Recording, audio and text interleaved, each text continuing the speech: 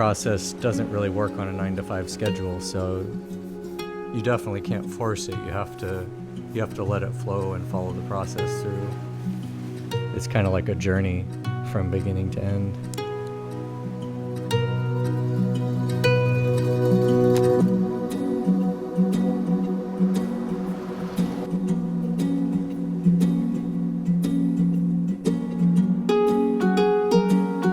As a creative, you look at the world differently, and the design process I follow is pretty much the same, I would say. It starts with an idea or a favorite location or an activity, and there's that thought of, hey, this would be great to show this in my design language and develop it from here.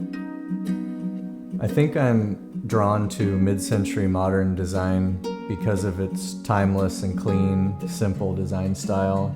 Those artists and designers from the mid-1900s had a purpose with every element they included in a piece, and I try to carry that into my own work.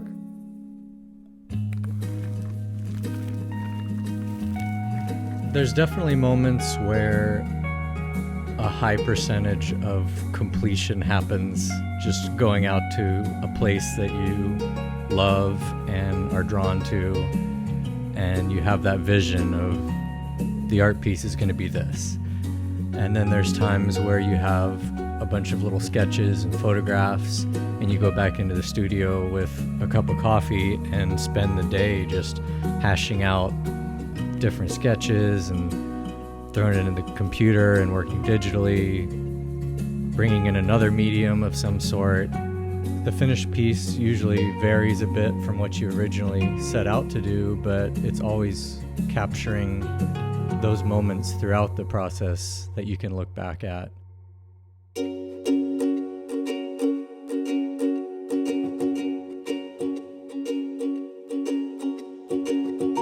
As a creative, sometimes inspiration strikes at 2 and 3 a.m., but these days I'm usually either dead asleep or feeding a bottle to a baby.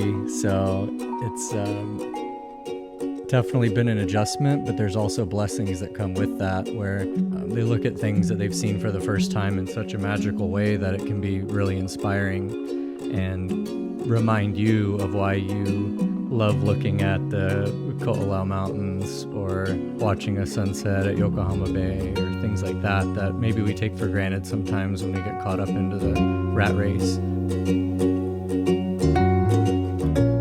I like to collect old surfboards too, because they all tell their own story, and even just taking those boards out for a surf, you can see throughout the ages, throughout the years, how different surfers might have developed their style based on the equipment they were riding. And I've always heard the saying that the more surfboards you ride, the better surfer you are, and I don't know if that's true in my case, but it's definitely true as an artist, where the different mediums that you work in and the different ways you try to develop your style, it makes you a better artist. And I've seen that. And always the better you are at something, or the more honed in you are with your style, the more fun you're going to have with it.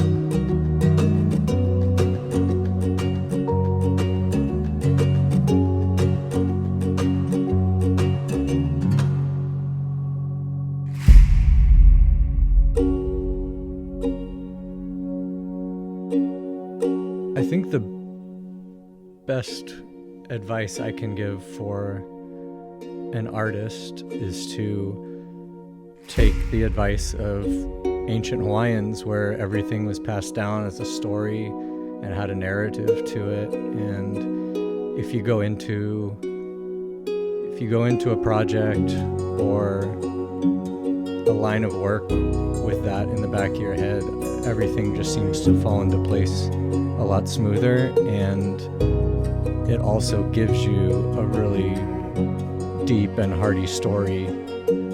I know that I'm guilty of always trying to pack as many things into a day as I can, and sometimes you really need to step back and prioritize and make a list of what's important, because 100 years ago, we had far fewer things to jockey for our time, and I think we need to somehow get back to that as best we can.